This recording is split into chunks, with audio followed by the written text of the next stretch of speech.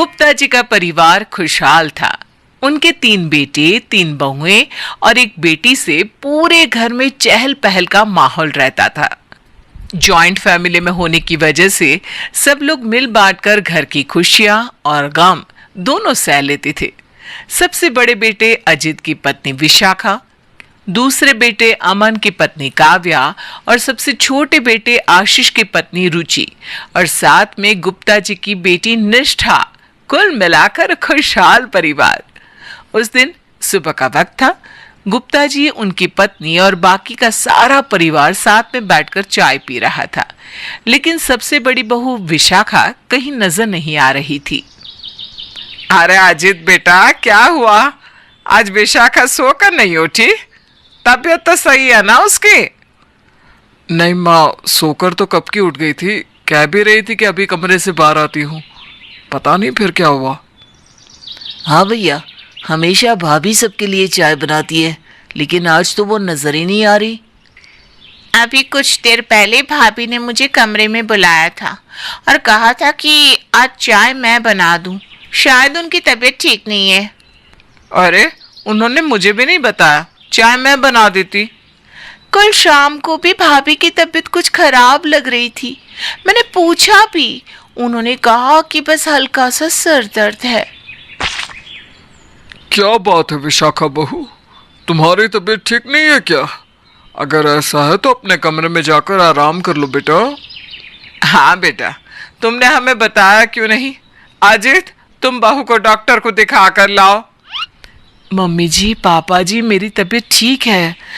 अब हाँ, आप सब लोगों के लिए खुशखबरी है। खुशखबरी? कैसी खुशखबरी भाभी? जल्दी सुनाइए ना। पूरा परिवार यहाँ बैठा है। अगर आज सुबह सुबह अच्छी खबर सुना देंगी तो सबका दिन अच्छे से निकल जाएगा। हाँ भाभी, रुचि भाभी ठीक कह रही है। बताइए ना, क्या है गुड न्यूज़? बात ऐसी है मम्मी जी, पापा जी अब दादा दादी बनने वाले हैं। कुछ दिनों से मुझे चक्कर आ रहे थे, लेकिन समझ में नहीं आया कि बात क्या है। अभी चेक किया तो पता चला कि मैं प्रेग्नेंट हूँ। अरे वाह भाभी, आपने तो कमाल की खबर सुना दी। हाँ भाभी, अब मैं और आशीष चाचा बन जाएंगे। देखा विशाखा, तुम्हारी खुशखबरी सुनकर तो पूरा परिवार नाचने लगा है। वैसे जॉइंट फैमिली में यही तो कमाल की बात होती है। हंसते खेलते सारे काम हो जाते हैं, किसी को पता ही नहीं चलता। अकेले रहो तो ये सारी जिम्मेदारियां संभालना मुश्किल हो जाए। हाँ बेटा, बात तो तुम्हारी सही है। अब देखो ना, मेरे तो हाथ पैर जवाब दे चुके हैं। मुझसे तो कुछ होता ही नहीं, लेकिन रुचि और काव्या मिलकर सब संभाल लेंगी। हाँ मम्मी जी, आपकी बात बिल्कुल सही है। अगर मेरी जॉब ना होती ना तो सच में मैं पूरा दिन भाभी के पास रहती, लेकिन आप तो जानती है मैं सुबह 9 बजे निकलती हूँ और शाम को 6 बजे घर आती हूँ। अब पर काव्या है ना। रुचि भाभी, आपकी बात बिल्कुल सही है, लेकिन मेरी गुड़िया अभी सिर्फ 6 महीने की है। और वैसे भी विशाखा भाभी की तो ये दूसरी प्रेगनेंसी है। उन्हें तो सब कुछ पता है। उन्हें किसी की सार संभाल की जरूरत नहीं है। पर हाँ, अगर कभी भी जरूरत पड़ी तो मुझे पता है निष्ठा चुटकियों में सारे काम कर देगी। मैं जरूर करती। वैसे भी विशाखा भाभी मेरी बहुत फेवरेट है, लेकिन क्या है ना, कॉलेज का आखिरी साल है। अगर पढ़ाई पे ध्यान नहीं दिया तो हमेशा के लिए फेल होने का ठप्पा लग जाएगा। अरे, आप सब लोगों को परेशान होने की जरूरत नहीं है। मैं अपने काम खुद कर लूंगी। वैसे भी रुचि ने ठीक ही तो कहा, ये मेरी 2nd प्रेगनेंसी है। मैं कोशिश करूंगी कि सब कुछ खुद से संभाल पाऊं। कुछ दिनों के बाद, मम्मी, विशाखा की तबीयत कुछ ठीक नहीं है। वो कुछ खा भी नहीं रही और कमज़ोर भी लग रही है। आप बताइए ना, मैं क्या करूं? अरे बेटा, उसके लिए फ्रूट्स लिया। जब वो कुछ ना खा पाए ना तो फ्रूट्स खाना ही ठीक है। कम से कम इसी बहाने कुछ तो जाएगा उसके पेट में। ठीक है मम्मी, मैं विशाखा के लिए फ्रूट्स ले आता हूँ, आप उसे खिला देना। शाम के वक्त जब अजीत घर लौट कर आता है तो देखता है कि रुचि, निष्ठा और काव्या तीनों एक साथ बैठकर फ्रूट्स खा रहे थे। अरे निष्ठा, विशाखा कहाँ है? उससे भी कुछ फ्रूट्स खिला दो, मैं उसी के लिए तो लेकर आया था। आप कहना क्या चाहते हैं जेठ जी? आप ये फ्रूट्स विशाखा भाभी के लिए लाए तो क्या हम नहीं खा सकते? अरे नहीं नहीं, ऐसी बात नहीं है। देखो, माँ ने कहा था कि इस हालत में, मतलब कि प्रेगनेंसी में, विशाखा के लिए फल खाना अच्छा रहेगा। तुम लोग भी खाओ, लेकिन उसे भी तो बुला लो। हमने कहा था विशाखा भाभी से, लेकिन उन्होंने कहा कि उनका मन नहीं है। भैया, भाभी का तो आप बहुत ख्याल रखते हैं, थोड़ा ख्याल अपनी बहन का भी रख लिया करें। भाभी के लिए फ्रूट्स लेकर आए और हम लोगों से पूछा भी नहीं, और हम लोगों ने खा लिए तो शायद आपको बुरा भी लग रहा है। तुम सब मेरी बातों का गलत मतलब क्यों निकाल रहे हो? मेरे पूछने का बस ये मतलब था कि विशाखा ने कुछ खाया या नहीं। भैया, मैं तो अभी अभी ऑफिस से आई हूँ, मुझे भाभी के बारे में कुछ नहीं पता। अच्छा ठीक है, मैं खुद ही जाकर देखता हूँ। अजीत अपने कमरे में जाता है और विशाखा को पलंग पर लेटे हुए देखता है। क्या हुआ विशाखा, तुम्हारी तबीयत ठीक नहीं है क्या? हाँ, बहुत चक्कर आ रहे हैं, कुछ ठीक नहीं लग रहा। वैसे एक बात कहूँ, आज ना मेरा सैंडविच खाने का बड़ा मन कर रहा था। अरे तो तुम्हें घर में किसी को कह देना चाहिए था ना, कोई भी तुम्हारे लिए सैंडविच बना देता। ऐसी हालत में जो मन करे वो खाना चाहिए। भूखे रहने से बच्चे की सेहत पर बुरा असर पड़ता है ना। किससे कहती अजीत, कौन बनाता मेरे लिए सैंडविच? सब लोग अपने अपने कामों में बिजी रहते हैं। अच्छा तुम रुको, मैं अभी जाकर तुम्हारे लिए सैंडविच बना कर लाता हूँ। अजीत रसोई में पहुंचता है और अपनी पत्नी विशाखा के लिए सैंडविच बनाने लगता है। तभी अजीत की माँ रसोई के अंदर आती है। घर में 3 बहुएं हैं और एक बेटी, उन सब के रहते भी मेरे बेटे को रसोई घर में काम करना पड़ रहा है। क्या बात हो गई बेटा? माँ, वो क्या ना, विशाखा की तबीयत ठीक नहीं है, लेकिन घर में किसी को इतनी फुर्सत नहीं कि उसे सैंडविच बनाकर खिला दिया जाए। तभी वहां पर काव्या आती है। जेठ जी, अब तो सासू माँ से हमारी शिकायत कर रहे हैं, ये कोई अच्छी बात नहीं है। शिकायत नहीं कर रहा है, बता रहा है कि अपनी जेठानी के लिए एक सैंडविच तक नहीं बना सकती तुम। मम्मी जी, आपको पता है ना मेरी गुड़िया कितनी छोटी है, मेरा पूरा दिन उसी के काम में निकल जाता है और मैं थक जाती हूँ। अरे अजीत, तू इन बहुओं से कुछ मत कहा कर, लेकिन अपनी बहन निष्ठा से कह दिया कर, वो जरूर तेरा काम करेगी। अरे माँ, वो तो खुद अपनी पढ़ाई का बहाना लिए बैठी है। तभी वहां पर निष्ठा आती है। भैया, मैं पढ़ाई का बहाना लेकर नहीं बैठी हूँ, मेरे कॉलेज का आखिरी साल है। अब क्या ये भी मुझे बताने की जरूरत है? हाँ, विशाखा भाभी की चिंता में आप कुछ ज्यादा ही परेशान नहीं हो गए? अब तो आपको इस घर में किसी की फिक्र नहीं, सिवा विशाखा भाभी के। कुछ दिनों के बाद, अरे माँ, वो मामा जी के बेटे की शादी है, उनके घर से कोई आया था, उन्होंने हम सबको शादी में बुलाया है। बहुत दिन हो गए किसी की शादी अटेंड नहीं की, मैं तो वहां पर जरूर जाऊंगा। आप ठीक कह रहे हैं, मैं भी ना ऑफिस में आज ही छुट्टी डाल देती हूँ, पूरे सप्ताह की छुट्टी लेकर चलेंगे हम वहां पर। हाँ भाभी, सही कह रही हैं आप, मैं तो अपनी गुड़िया की शॉपिंग आज से ही शुरू कर देती हूँ, उसके लिए ना खूब सारी ड्रेसेस लेकर आऊंगी। मेरी भी एग्जाम से भी बहुत दूर है, वैसे भी मुझे तो शादी का बहुत टाइम से इंतजार था, मैं तो यहाँ पक्का जाने वाली हूँ। माँ, लेकिन विशाखा की तबीयत ठीक नहीं है, वो तो शादी में नहीं आ पाएगी। हाँ बेटा, ऐसे हालत में ट्रेवल करना विशाखा के लिए ठीक भी नहीं होगा। अरे तो क्या हुआ अजीत, तुम तो यहाँ पर हो ना, तुम उसका ख्याल रखना और बाकी परिवार शादी में जाकर आ जाएगा। माँ, मैं चाहता था कि आप यहीं पर रुक जाएं। आप तो जानती है ना, मेरे ऑफिस में इन दिनों बहुत काम है, कई बार घर आने में लेट हो जाता हूँ। अगर आप शादी में ना जाए तो विशाखा को मदद मिल जाएगी। माँ, अरे कैसी बात कर रहा है अजीत बेटा, शादी मेरे मायके में है और मैं ही नहीं जाऊंगी तो अजीब लगेगा ना। और वैसे भी बहू की डिलीवरी में तो अभी भी बहुत वक्त है। हाँ, वैसे आप ठीक कह रही हैं माँ। मामा जी के यहाँ आपको शादी में जाना जरूरी है। अब एक काम करो निष्ठा, तुम रुक जाओ। वैसे भी तुम कह रही थी ना तुम्हारी पढ़ाई डिस्टर्ब होती है, तो शादी में ना जाने से पढ़ाई डिस्टर्ब भी नहीं होगी। भैया, पूरा साल पढ़ाई कर करके दिमाग वैसे ही थक जाता है। अब बड़ी मुश्किल से कहीं घूमने फिरने का मौका मिला है। मैं शादी में जरूर जाऊंगी। अच्छा ठीक है, आप सब लोग शादी में जाइए, मैं खुद ही विशाखा का ख्याल रख लूंगा। अजीत और विशाखा को छोड़कर गुप्ता जी का पूरा परिवार शादी में चला जाता है। प्रेगनेंसी में खुद के साथ हो रहे इस तरह के बिहेवियर से विशाखा बहुत उदास थी, लेकिन उसने किसी से कुछ नहीं कहा। विशाखा, मैं जानता हूँ पूरे फैमिली में ऐसा कोई भी नहीं है जो तुम्हारे पास रुका हो। मुझे पता है ये गलत बात है, लेकिन मैं क्या कर सकता हूँ बताओ। आपको परेशान होने की जरूरत नहीं है, मैं बिल्कुल ठीक हूँ, मेरी फिक्र मत कीजिए। तुम बहुत अच्छी हो विशाखा। अच्छा सुनो, आज मुझे ऑफिस से आने में ज़रा देर हो जाएगी। तुम अपना ध्यान रखना, और अगर कोई भी प्रॉब्लम हो तो मुझे कॉल कर देना। ठीक है, आप आराम से जाइए। अजित के ऑफिस जाने के बाद विशाखा घर का काम करने लगती है और इसी दौरान वो चक्कर खाकर गिर पड़ती है।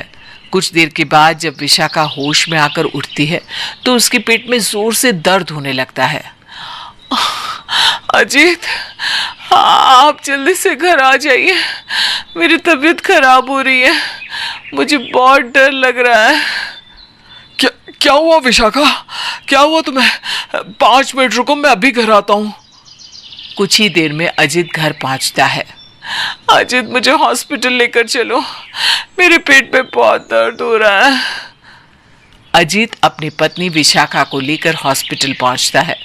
वहां पर डॉक्टर विशाखा को चेकअप के लिए लेकर जाते हैं। अजित अपने पिताजी को कॉल करता है। पापा, विशाखा की तबीयत बहुत खराब हो गई है।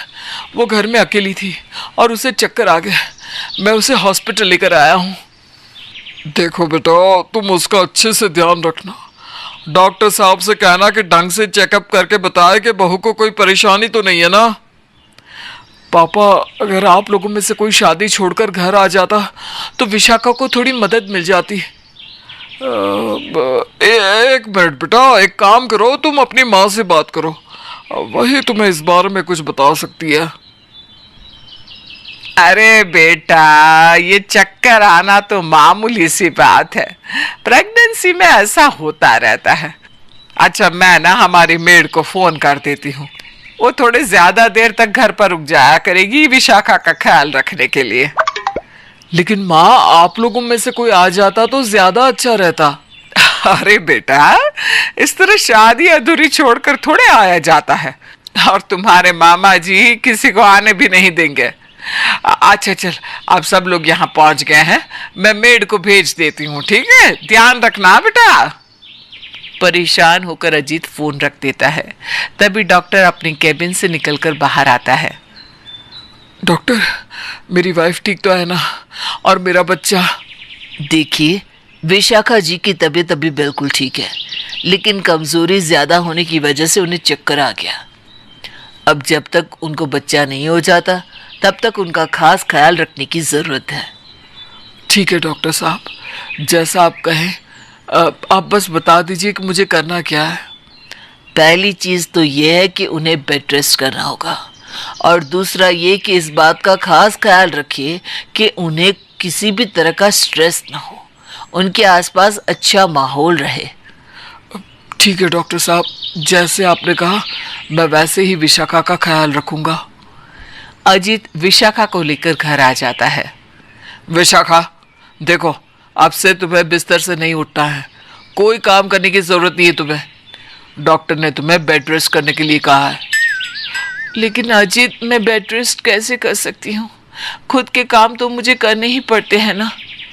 तुम्हारी बात सही है विशाखा, लेकिन अब अगर तुमने कोई भी काम करने की कोशिश की तो हमारे होने वाले बच्चे के लिए बहुत बड़ी रिस्क हो सकती है। देखो, घर के सब लोग कुछ ही दिनों में शादी से वापस आ जाएंगे, और तब तक माँ ने मेड का इंतजाम कर दिया है, तुम मुझसे सारे काम करवा लो। इसी तरह कुछ दिन बीत जाते हैं।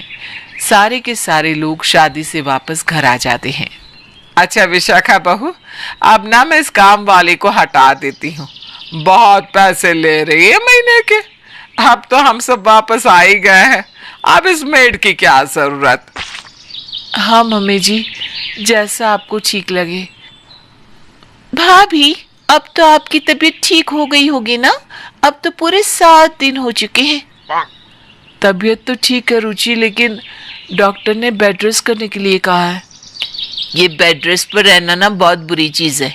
इंसान अपने खुद के काम भी नहीं कर सकता, छोटी छोटी चीजों के लिए दूसरों पर डिपेंड रहना पड़ता है। अरे तो क्या हुआ, घर में इतने सारे लोग हैं, भाभी को वैसे भी इस हालत में काम करने की क्या जरूरत है? अरे भैया, इतने सारे लोग तो हैं, लेकिन सबके अपने अपने काम भी तो होते हैं ना, किसके पास वक्त है? अगले दिन विशाखा अपने कमरे में लेटी हुई थी। उसकी तबीयत ठीक नहीं थी। तभी निष्ठा उसके कमरे में ब्रेकफास्ट लेकर आती है। भाभी, ये आपका नाश्ता है, जल्दी से खा लीजिए, काव्या भाभी ने बनाकर भेजा है। लेकिन निष्ठा, ये तो पैनकेक्स हैं और चॉकलेट वाले पैनकेक खाने का मेरा बिल्कुल भी मन नहीं है। वैसे भी डॉक्टर ने मुझे ये सब चीज़ें खाने से मना किया है। तुम प्लीज़ मेरे लिए जूस लेकर आ जाओ ना। भाभी, मुझे कॉलेज के लिए देर हो रही है। आप देख रही है ना, मैं कॉलेज जाने के लिए तैयार हो चुकी हूँ। मैं काव्या भाभी को कह देती हूँ। इतना कहकर निष्ठा वहां से चली जाती है। विशाखा काफी देर तक अपने कमरे में इंतजार करती रहती है, लेकिन उसके खाने के लिए कोई कुछ नहीं लेकर आता। कुछ देर के बाद विशाखा की सास उसके कमरे में आती है। अरे बहू, ये क्या, सारा नाश्ता ऐसे ही रखा हुआ है, तुमने कुछ खाया नहीं? फिर अजित आकर हमसे कहेगा कि हम तुम्हारा ख्याल नहीं रखते। वो बात नहीं है मम्मी जी, एक्चुअली डॉक्टर ने मुझे ये खाने से मना किया है। आप मेरे लिए कुछ हेल्दी नाश्ता बनाकर दे दीजिए ना, और मुझे बहुत भूख भी लगी है। अरे बेटा, आजकल के जमाने की चीजें मुझे बनानी कहाँ आती है, और वैसे भी जब से शादी में से आई हूं ना, तब से पूछ मत, इतना कमर दर्द हो रहा है कि चैन से बैठा भी नहीं जाता। लेकिन तुम्हें भूख लगी है ना? अच्छा ठीक है, चल मैं रुचि को भेज देती हूँ। कुछ देर बाद रुचि विशाखा के कमरे में आती है। क्या हुआ भाभी, आपको कुछ चाहिए था? देखो ना, दोपहर होने आई है, मुझे बहुत भूख लग रही है। प्लीज तुम मेरे लिए कुछ हेल्दी खाने को ले आओ। भाभी, अभी थोड़ी देर में मेरी मीटिंग है। मैं एक काम करती हूँ, आपके लिए बाहर से फूड ऑर्डर कर देती हूँ। अच्छा ठीक है, जैसा तुम्हें ठीक लगे। इतना कहकर रुचि भी वहां से चली जाती है, लेकिन वो विशाखा के लिए फूड ऑर्डर करना भूल जाती है। भूख और अपने घर के लोगों के व्यवहार की वजह से विशाखा फूट फूट कर रोने लगती है। शाम को जब अजित घर आता है तो विशाखा को परेशान देखकर वो भी दुखी हो जाता है। विशाखा, अब तुम्हें किसी भी प्रॉब्लम का सामना नहीं करना पड़ेगा। मैंने इसका एक सोल्यूशन ढूंढ लिया है, और मैंने जो डिसीजन लिया है अब हम वही करेंगे। कैसा फैसला? अजित, क्या करना चाहते हैं आप? देखो विशाखा, तुम्हारी प्रेगनेंसी का 8वां महीना चल रहा है और तुम्हारी तबीयत बिल्कुल भी ठीक नहीं है। इसलिए मैंने ये डिसीजन लिया है कि हम अलग से फ्लैट लेकर उसमें रहेंगे। लेकिन क्यों? यहाँ पर हमारा पूरा परिवार है। मम्मी जी, पापा जी, आपके दोनों भाई, मेरी देवरानी, ननद। फिर हमें अलग से घर लेके रहने की क्या जरूरत है, वो भी इस हालत में? जिस परिवार को तुम अपना समझ रही हो ना, वो परिवार ठीक से तुम्हारी केयर भी नहीं कर रहा। अगर एक काम बता दिया जाता है तो सब एक दूसरे पर टालने की कोशिश करते हैं। जॉइंट फैमिली ऐसी नहीं होती विशाखा। मैं सब जानती हूँ अजित, जो कुछ भी हो रहा है वो गलत है, लेकिन फिर भी वहाँ अकेले फ्लैट में जाने से कौन सा हमारी प्रॉब्लम सॉल्व हो जाएगी। जैसे यहाँ अकेली हूँ, वैसे वहाँ भी अकेली रह जाऊंगी। विशाखा, 100 लोगों के बीच अकेले रहकर परेशान होने से अकेला रहना ठीक है। हम कल ही नए फ्लैट में शिफ्ट हो जाएंगे, क्योंकि मैं ऑफिस से आते वक्त फ्लैट फाइनल करके आया हूं। रात को खाने के वक्त मैं आप सब लोगों से ये कहना चाह रहा था कि कुछ दिनों के लिए मैं और विशाखा अलग फ्लैट में रहने के लिए जा रहे हैं। जब डिलीवरी हो जाएगी और विशाखा की तबीयत ठीक हो जाएगी तो हम वापस आ जाएंगे। अरे बेटो, इतना बड़ा फैसला तुमने अकेले ही ले लिया, किसी को बताया तक नहीं। लेकिन ये सब करने की जरूरत क्या थी? भैया, आप पूरी फैमिली से अलग होकर रहना क्यों चाहते हैं?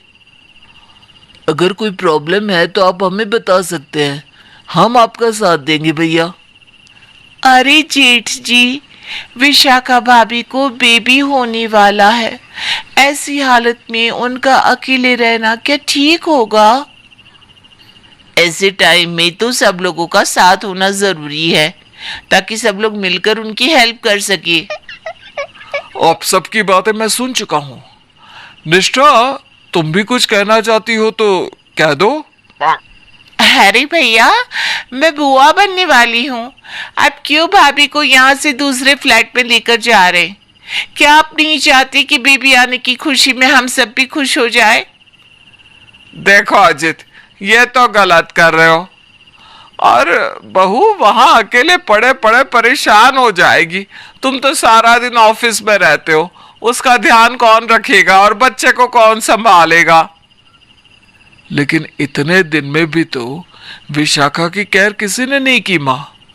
आज भी वो सुबह से भूखी थी, लेकिन इतने सारे लोगों के होते हुए भी किसी ने उसे उसकी पसंद का खाना बनाकर नहीं दिया। ये तो भाभी के साथ बहुत गलत हुआ। रुचि, तुम्हें उनका ध्यान रखना चाहिए था। अगर ऐसा है तो आज से हम सब लोग विशाखा का ख्याल रखेंगे। रुचि, काव्या और निष्ठा, देखो विशाखा को कोई परेशानी नहीं होनी चाहिए। लेकिन अजीत बेटा, तुम दूसरे घर में रहने जाने की जिद छोड़ दो। अजीत को लगता है कि शायद उसके परिवार वाले अब बदल चुके हैं और उनके बार बार समझाने पर वो वहीं रहने का डिसीजन लेता है। कुछ दिन तो सब कुछ ठीक चलता है और विशाखा एक सुंदर से बेटे को जन्म देती है। अरे पोता आ गया मेरा, मैं तो बहुत खुश हूँ। मैं तो पूरे मोहल्ले में मिठाई बांट कर आया हूँ। क्यों अजीत, अब तो तुम्हें खुश होना चाहिए। अब तो तुम्हें कोई शिकायत नहीं है ना? नहीं पापा, मुझे आप लोगों से कोई शिकायत नहीं है। मैंने अपनी सारी सहेलियों को कॉलेज में चॉकलेट बांटी, सबको बताया कि मैं बुआ बन गई। अरे मैंने तो अपने ऑफिस वालों को बड़े से रेस्टोरेंट में ले जाकर पार्टी दे दी है। विशाखा के बच्चा होने के बाद सब लोग फिर से अपनी अपनी लाइफ में बिजी होने लगते हैं। एक रात विशाखा का बेटा जोर जोर से रोता है। चुप हो जा, क्यों रो रहा है इतनी जोर जोर से? मम्मी जी जरा इधर आइए ना। अरे क्या हुआ बहू, क्यों आवाज लगा रही है? अभी तो नींद की झपकी आई थी और तुमने झका दिया। मम्मी जी देखिए ना, ये चुप ही नहीं हो रहा। अरे बहू, दूसरी प्रेगनेंसी है तुम्हारी, इतना भी नहीं पता कि छोटे बच्चे रात भर जागते हैं। अब तुम इसे संभालो, मुझे नींद आ रही है। विशाखा कुछ देर तक अपने बच्चे को चुप कराने की कोशिश करती है, लेकिन ऐसा करते करते वो थक जाती है। निष्ठा प्लीज थोड़ी देर के लिए इसे संभाल लो ना। ये गोद में सोना चाहता है और मेरी तबीयत सही नहीं है। मैं इसे लेकर अब बैठ भी नहीं पा रही हूँ। भाभी, कल सुबह मुझे अपनी कॉलेज का असाइनमेंट सबमिट करवाना है। अगर मैं रात भर जागती रहूंगी तो कॉलेज का काम कैसे कर पाऊंगी? अच्छा ठीक है, आप जाओ। तभी वहां पर विशाखा का देवर अमन आता है। देवर जी, जरा थोड़ी देर आप बेबी को गोद में घुमा लीजिए ना, बहुत रो रहा है, चुप ही नहीं होता। भाभी, कल एक बहुत ज़रूरी कॉन्फ्रेंस है मेरे ऑफिस में और मुझे उसी की तैयारी करनी है। आप रुकिए, मैं रुचि को आपके पास भेज देता हूँ। विशाखा काफी देर तक इंतजार करती रहती है, लेकिन उसे और उसके बच्चे को संभालने के लिए कोई नहीं आता। अजीत उस रात अपने ऑफिस के काम से बाहर गया हुआ था। जब वो देर रात घर लौट कर आता है तो विशाखा को बच्चे के साथ परेशान देखकर हैरान रह जाता है। क्या हुआ विशाखा, तुम इतनी परेशान क्यों लग रही हो? तुम्हारी तबीयत तो ठीक है ना? देखिए ना, ये बहुत देर से चुप नहीं हो रहा। पूरी रात बीत गई है, अभी मेरे शरीर में इतनी ताकत भी नहीं है। पूरी रात गोद में लेकर बैठी रही हूं मैं। अरे तुम भी ना ऐसे ही परेशान होती रहती हो। अरे घर के सब लोगों ने कहा है ना कि वो तुम्हारा ख्याल रखेंगे, तुमने किसी को बुलाया क्यों नहीं? ऐसा नहीं है अजीत, मैंने सब लोगों से कहा था, लेकिन किसी ने मेरी बात नहीं सुनी। अच्छा, तो ये बात है। ठीक है, लगता है मुझे ही कुछ करना पड़ेगा। 2 दिन बाद विशाखा और अजीत अपना सामान पैक करके अपने दोनों बच्चों के साथ घर से बाहर निकलने लगते हैं। अरे अभी तो बहू की डिलीवरी को 15 दिन हुए हैं, कहाँ जा रहे हो तुम लोग? मम्मी जी, पापा जी, मैंने आप सबसे कहा था ना, जब से विशाखा प्रेग्नेंट हुई है तब से सब लोग अपने काम में कुछ ज्यादा ही बिजी हो गए। किसी के पास मेरी पत्नी की केयर करने का टाइम ही नहीं है। जॉइंट फैमिली होते हुए भी ऐसा लगता है जैसे वो इस घर में अकेली है। अरे बेटा, ऐसी कोई बात नहीं है। माफ करिएगा मम्मी जी, पूरे 9 महीने मैंने किस तरह निकाले हैं मैं ही जानती हूँ, लेकिन आप घर के बड़े हैं, मैं आपसे कुछ नहीं कहना चाहती। मुझे लगा था कि मेरी प्रेगनेंसी की खबर सुनकर सब लोग मुझे प्यार देंगे, मेरा ध्यान रखेंगे, लेकिन सबने मुझे अकेला छोड़ दिया। और इसलिए अब मैं अजीत के साथ दूसरे अलग घर